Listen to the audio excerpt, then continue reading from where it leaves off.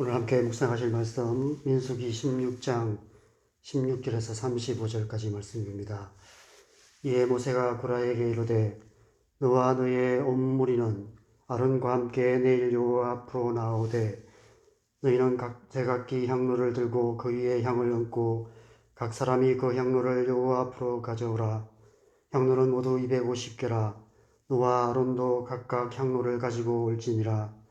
그들이 제각기 향로를 가져다가 불을 담고 향을 그 위에 얹고 모세와 아론과 더불어 회막문에 서니라.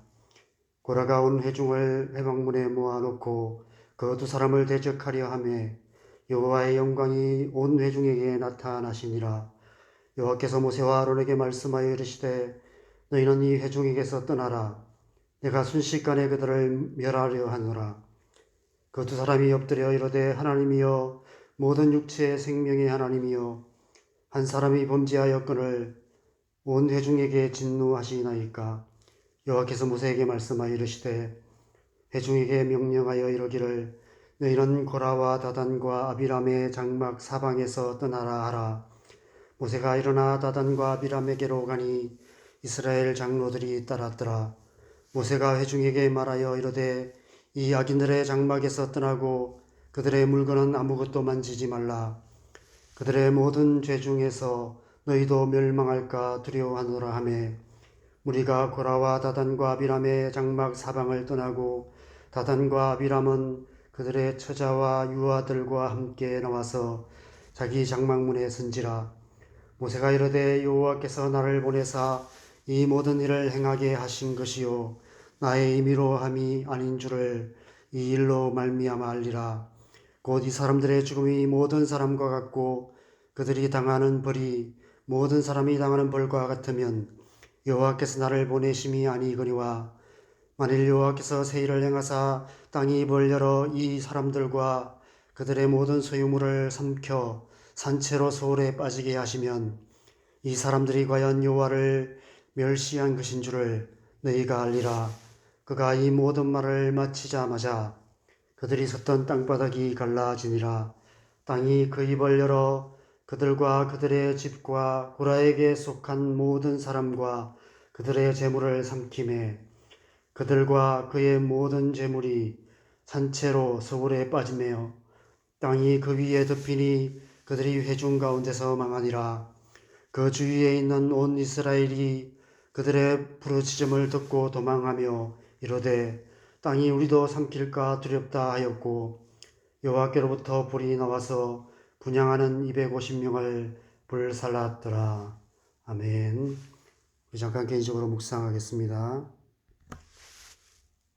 여러분, 하나님을 가까이 하기 원하십니까? 하나님께 더 가까이 나가기 원하십니까? 그렇다면 조심하셔야 합니다. 하나님을 가까이 하는 일은 정말 위험한 일일 수 있습니다. 때론 생명까지도 걸어야 할 수 있습니다. 왜냐하면 하나님께서 때론 땅을 흔드시고 때론 소멸하는 불로 임하시기 때문입니다. 저는 오늘 이 말씀을 히브리서 12장 말씀과 연결하여 묵상했습니다.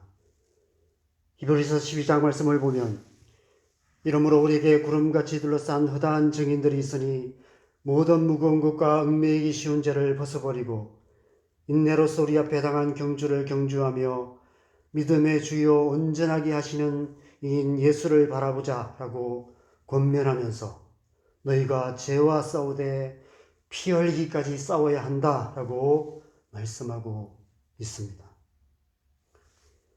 우리가 이 세상을 살아가는 동안 피 흘리기까지 싸워야 하는 죄의 목록들이 있습니다. 불신앙의 죄도 있고 육신의 정욕, 안목의 정욕, 이생의 자랑으로 표현된 이 세상에 수많은 유혹들이 있습니다. 그 중에서 우리가 더욱 치열하게 싸워야 할 죄는 교만의 죄입니다. 오늘 말씀은 교만이라는 죄가 어떤 결과를 낳는지를 똑똑히 보여주고 있습니다.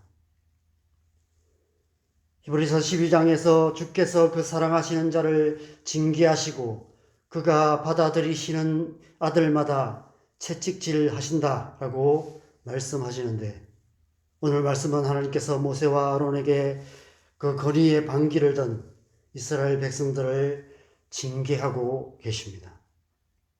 특별히 그들의 교만에 대해서 징계하시는데 오늘 하나님께서 어떻게 징계하시는지를 보면 교만의 죄가 얼마나 무서운지를 우리는 알 수 있습니다. 32절에 땅이 그 입을 열어 그들과 그들의 집과 고라에게 속한 모든 사람과 그들의 재물을 삼켰다라고 말합니다. 33절에 그들과 그의 모든 재물이 산채로 수월에 빠지며 땅이 그 위에 덮이니 그들이 회중 가운데서 망했다라고 말씀하고 있습니다.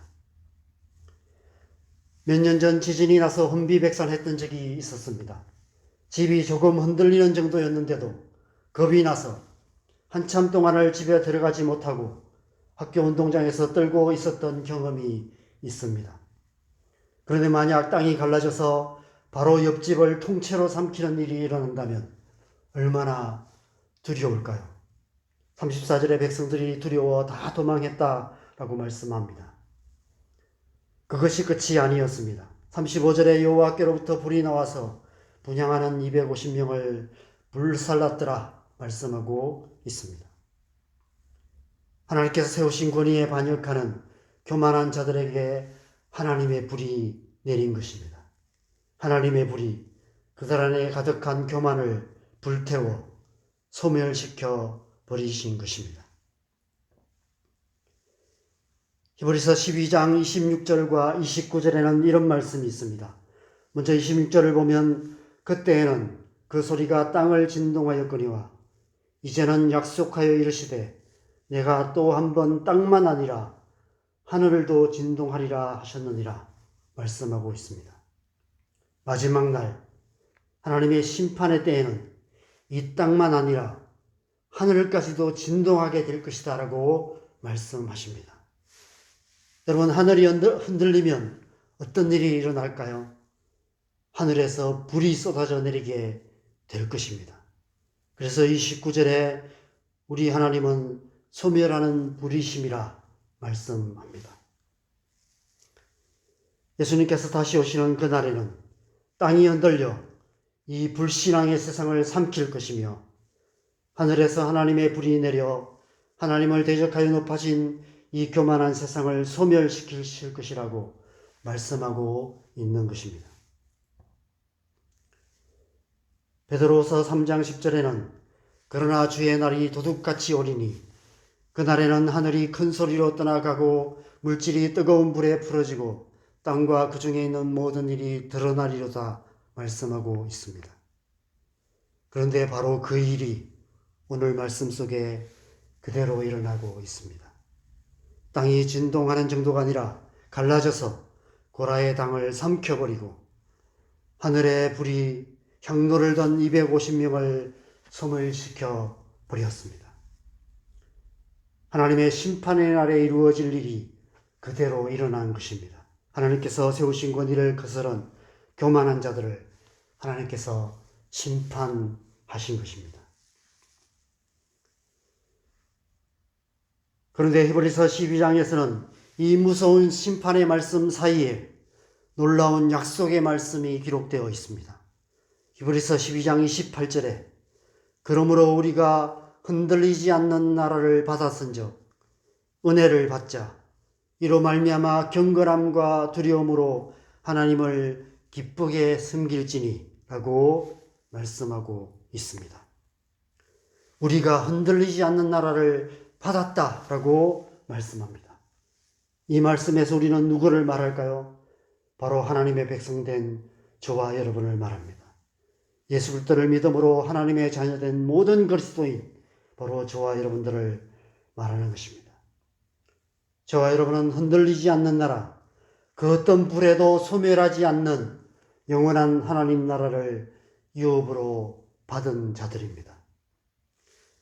그래서 우리는 은혜를 받아야 한다 말씀하고 있습니다. 그 은혜로 말미암아 경건함과 두려움으로 하나님을 기쁘게 섬기는 삶을 살아야 한다는 것입니다. 그 은혜는 단지 위로나 기쁨이나 평강만을 말하는 것이 아닙니다. 히브리서는 하나님의 징계 역시 은혜라고 말씀하고 있습니다. 은혜를 받자는 것은 곧 하나님의 징계를 달게 받자는 것입니다. 여러분, 다시 한번 묻겠습니다. 하나님을 가까이 하기 원하십니까? 하나님께 더 가까이 나아가기 원하십니까? 그렇다면 하나님의 징계의 은혜를 기쁘게 받으시기 바랍니다. 오늘 하나님께서 고라의 당을 무섭게 심판하신 것은 이스라엘 백성들을 향한 징계의 은혜였습니다. 그들은 40년 후 하나님의 약속의 땅을 유업으로 취해야만 합니다. 그러기 위해서는 이 광야 시간 동안 그 땅을 유업으로 취할 만한 하나님의 백성들로 준비되어야 합니다. 오늘 이 사건은 앞으로 40년 동안 하나님께서 이스라엘 백성들 안에 무엇을 하시려는지를 보여주는 사건입니다.